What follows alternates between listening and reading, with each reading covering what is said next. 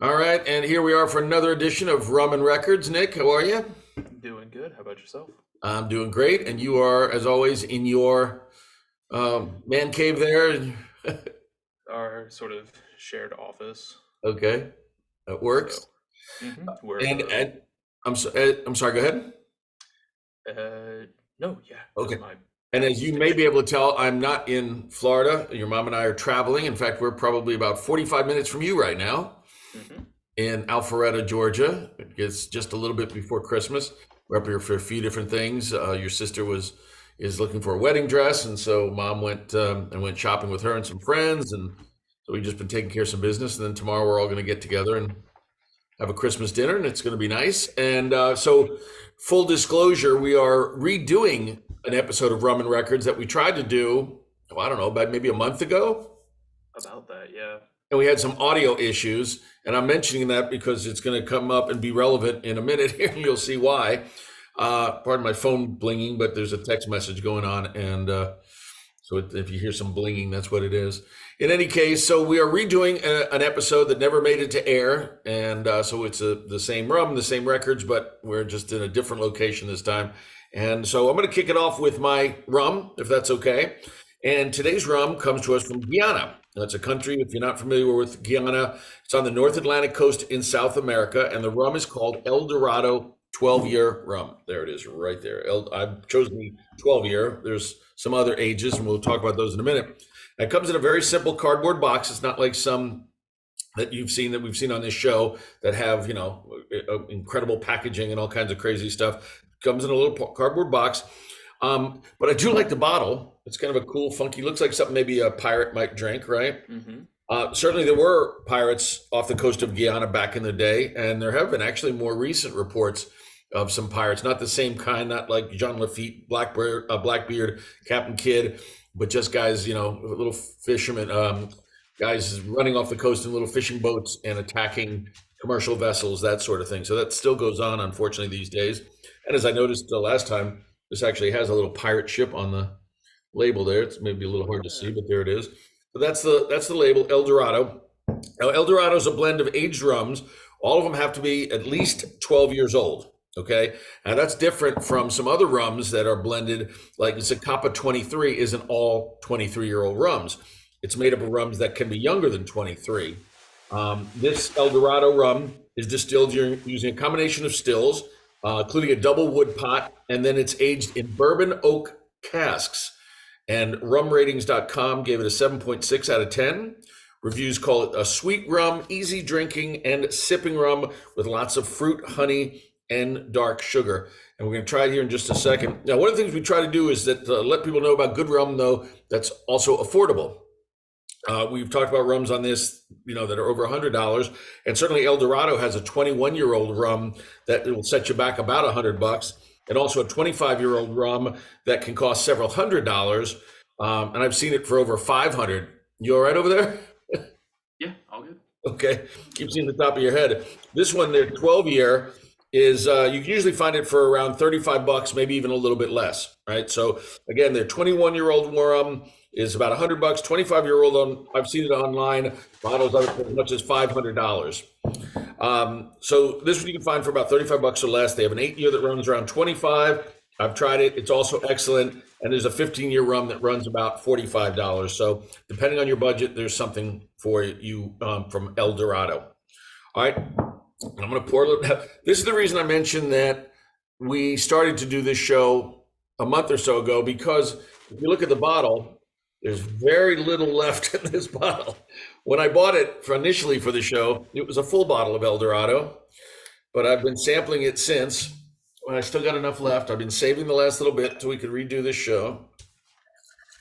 And I'm also using hotel glass. Did not bring my good rum sipping glass, but there it is. You can see the color of it. You can see the legs a little bit.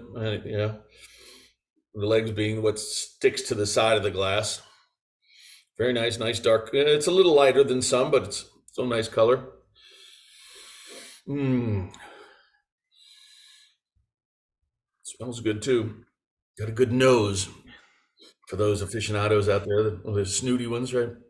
Let's try a little bit. Mm. Wow. Very tasty. Of course, I'm acting like I'm just tasting it for the first time when the fact the bottle's almost empty, but I have been enjoying this. Like I said, this is a good sipping rum. At under 35 bucks, maybe you don't mind mixing it. In fact, I make a drink with this called the Malagueña. And the Malagueña is made with dark rum, an Italian liqueur that's become very popular called Amaro. You see it in a number of drinks these days, people using it, and you see it in bars. And then add a little bit of agave syrup just for sweetener.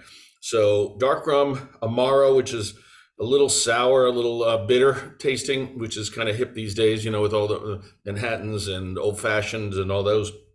So Amaro, dark rum, and agave. You put it in a mixing glass. You do not shake it up. Garnish it with an orange peel, and it's really tasty. And I have posted the recipe on our Facebook page if anybody's interested. And of course, you can always find episodes on our Facebook page as well as on our YouTube channel. So you can go back and look at other ones, see recipes, drink recipes.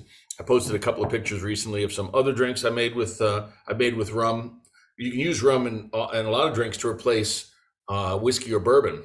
Hmm. Like rum old fashions, you can make, but pretty much any drink you make with bourbon, you can make with rum. Definitely a different flavor profile, but very good. So there you go. So El Dorado 12-year is my rum for this episode of Rum and Records. What you got, Nick? Okay, so today I have a pretty big favorite of mine. I don't have the bottle. Apologies for pre-mixing here. I got a little overzealous and I left the bottle outside. But so what I do have is Kraken, just regular black spiced rum. Came out in 2010. I really like it because I found it as a cheap alternative to say, well, not a cheap, it is cheap. It's about 25 to 30 bucks. But as a better alternative to say plastic bottle or Captain Morgan, like gold. Okay. It is made from the Trinidad. It is distilled with molasses and sugar cane. And they're about 1 to 2 years aged. And it also has notes of cinnamon, ginger, and clove. So definitely that spice comes out.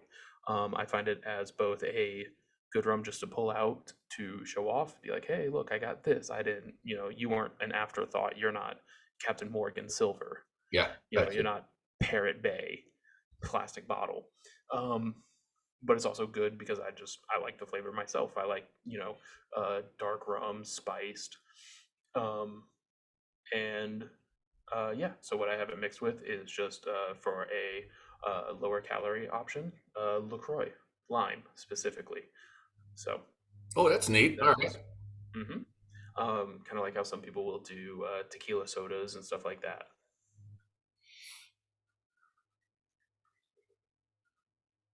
And if you're ever trying to sneak something by in public, you put it right into the can of the LaCroix and, hey, I'm just drinking some sparkling water. Who is ever gonna guess? So I've definitely not done that ever before. Right. But yeah, that is what I've got. Very simple, very easy, but also, a little Great bit better. tasting. Good for mixing, good for just sipping, great tasting. Awesome. Kraken and LaCroix. Sounds good. Sounds like a good summer drink. All right, cool. All right, man. Well, so for now on to the record part of this. And got something a little different. I mentioned we're traveling. Your mom and I, as you know, travel quite a bit. And we go overseas a lot. And when we do go to other cities, I like to see, if I can, stop into local record stores just to see what they have. Since when you go overseas, you're shopping, whether it's in Germany or recently we're in Iceland and or London or wherever, you'll find that the records there are made in different places, right? So you can usually find different pressings, sometimes different album covers. Even some albums will have extra songs or things that weren't on the U.S. pressing. So I mentioned Iceland. We were there recently in Reykjavik, which is right now experiencing the volcano. Iceland in general is experiencing a volcano going off.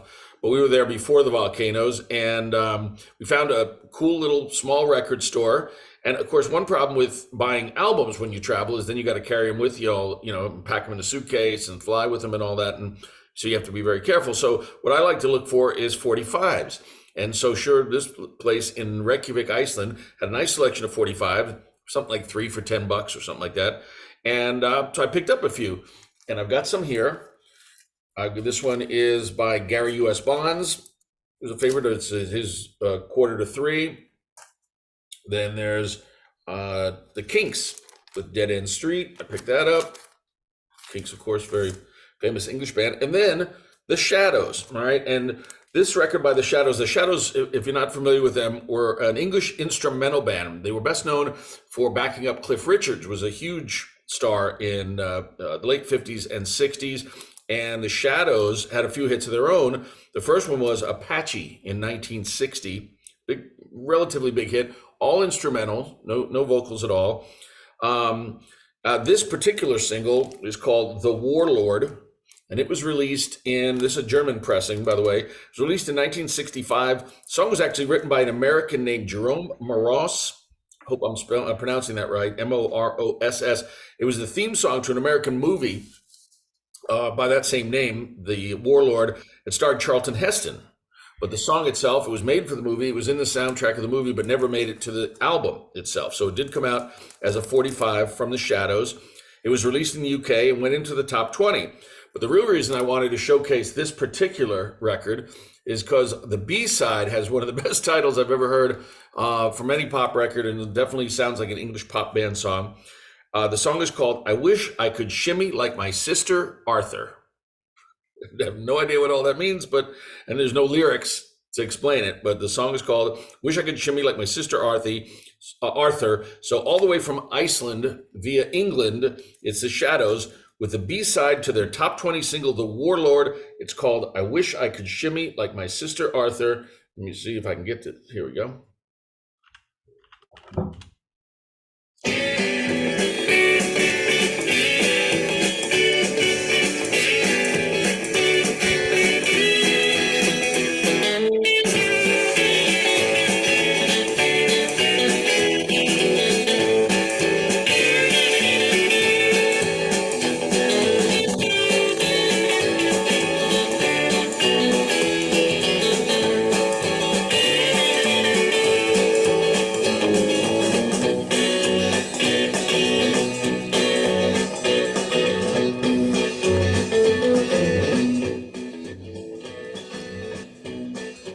All right, especially that last little part. You can definitely hear a little Beatles in there too, the little guitar part, but a little groovy, all instrumental single from the Shadows. I Wish I Could Shimmy Like My Sister Arthur. This is on Columbia Records. In fact, when I looked it up, I Googled it to be able to find the song to play. This exact pressing of this 45, this German pressing, came up as the picture for it. And there you go. So that's the 45 for Wish I Could Shimmy Like My Sister Arthur. So, very cool little single, cool little band. They had a lot of songs out. You can find them on Spotify, Apple Music, etc. if you want to hear more from the Shadows. So, there you Yeah, go. What you and got, Nick? um, just wanted to say real quick, instrumental tracks are always interesting as well, and I know it's coming out a big resurgence of strictly instrumental, most specifically in the electronic dance music community, as well as a lot of people like lo-fi. No words, nothing, just the rhythm, the beats, and so it's interesting to see that it's having a resurgence, but also that it's always been around. Yeah, Um, and you can hear, like you said, you definitely hear the Beatles in there. But one thing that I kind of thought about was the opening to that '70s show. That I just heard like maybe a slight second of it, and maybe it was sampled, maybe it was inspired, but I just heard that little bit, just burn, burn, burn, life will never. right. Yeah, yeah. That's it. So just wanted to I hadn't mention made that that real quick. connection. That's very cool. But so the album that I have is so I've got the Gorillas. This one is specifically Song Machine Volume One. I really enjoyed this album um, because it kind of shows the artistry and the planning that Damon Albarn and Jamie Hewlett have when coming together with this one. It is a album full of features, and a lot of people that I wouldn't expect to go together. This came out in 2020, 2021, and I'm hoping that there's going to be a volume two because it's called Song Machine Volume One. Right. Because I really like this album. I like all the Gorillaz albums. Um, but just the mixes, some of the artists that are in here, it's all just great music.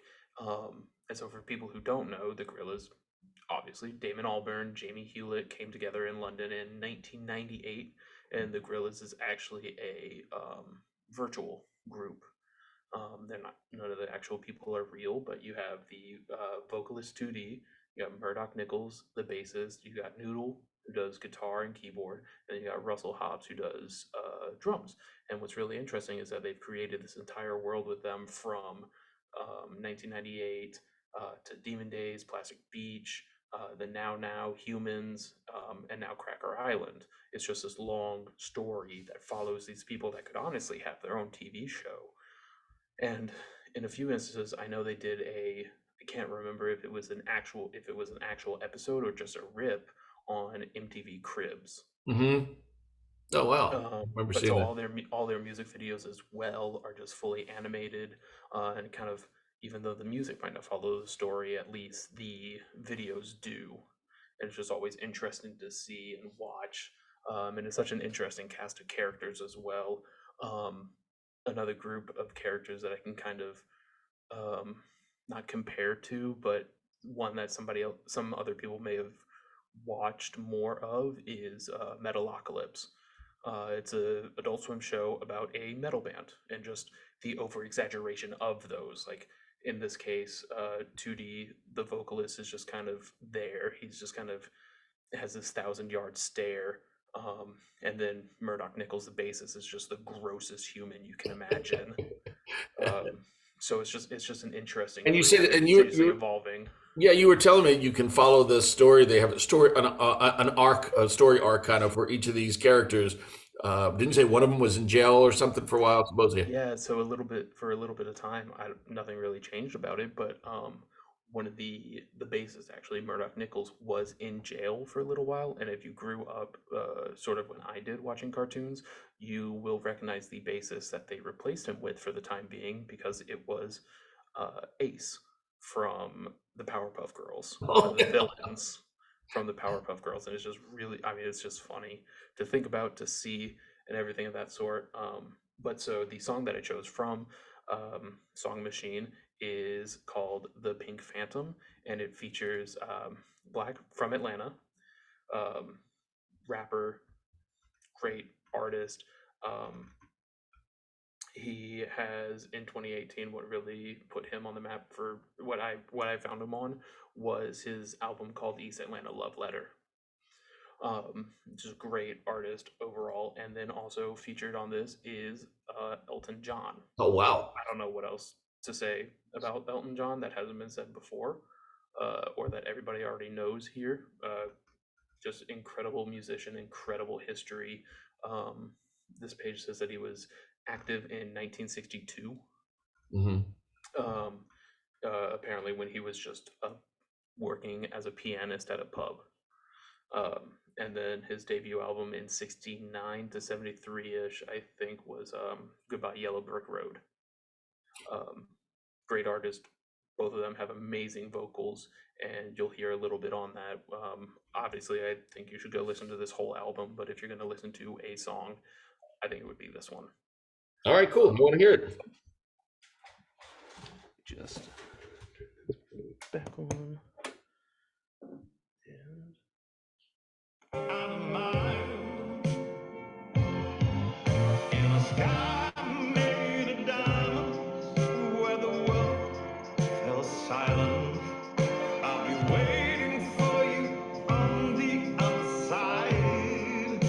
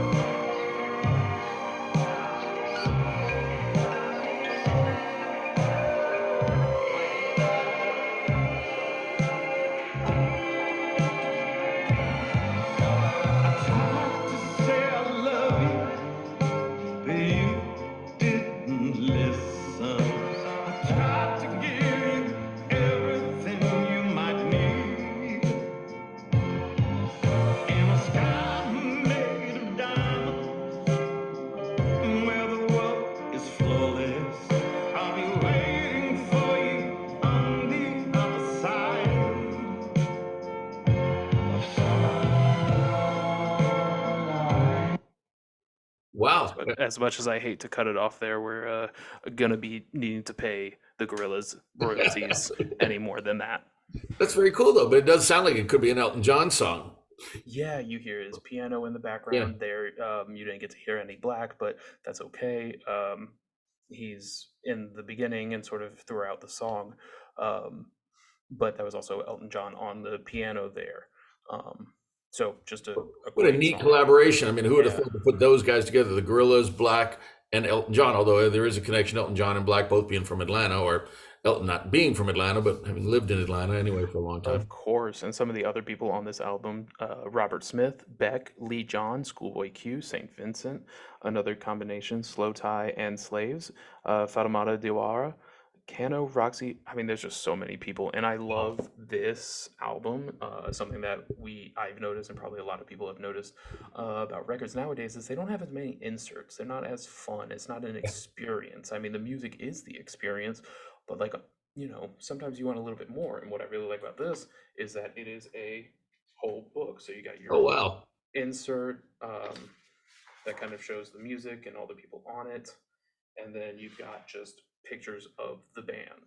Cool. Something to do while watching it, while you can flip through it while you're listening to the music. Exactly, yeah. And you can just kind of see all of their There they are. personalities throughout. So What a world they've created. Who does the artwork? Do you know? Is Damon Albarn, or is there an artist behind all the graphics for them? I'm not too sure. Let me see Oh, if I can find something. Yeah, we can look that up. And while you're looking it up, before we get a bunch of emails or anybody corrects us, Nick wasn't saying Goodbye Yellow Brick Road wasn't Elton's debut, but from 1969 to 73 were his first records. His very first one was Empty Sky in 1969, which I kind of forget about, and a lot of people do too. But his first one that was really got noticed was in 1970. That was his self-titled album, which of course had the song, your song, on it. And then in the early 70s, Hunky Chateau, Don't Shoot Me, I'm Only the Piano Player, and Goodbye Yellow Brick Road all came out in 72 and 73. And of course, the rest, as they say, is history. Yep, that is correct. And so the animator for the Gorillaz also is Jamie Hewlett. Oh. He's not the musician. That's mostly Damon Albarn, but Jamie Hewlett is a British cartoonist. And he made the cult comic as well, Tank Girl, which has most of the same art style. Yeah, I was going to say, but that has a lot to do with it. The graphics so much when it comes to the Gorillaz as they are. All right. So to recap for you today, for this episode of Rum and Records, we got El Dorado 12 Years, what I have on my end. And my single was from The Shadows, instrumental band from the British band, mostly from the 60s. Although I think they went into recording to the 70s. And the song I featured was I Wish I Could Shimmy Like My Sister Arthur. And Nick, you had? I had Kraken Spice Rum with a lime LaCroix. And then I also had The Pink Phantom by the Gorillaz featuring Black and Elton John from their album Song Machine Volume 1. Awesome. All right.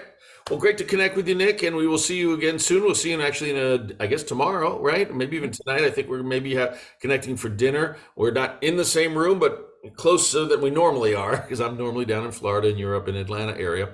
So always good to connect with you for another edition of Rum and Records. Hopefully people enjoyed it and got a little, learned something new, heard some new music. Maybe, now they start buying their LaCroix and putting a little rum in it.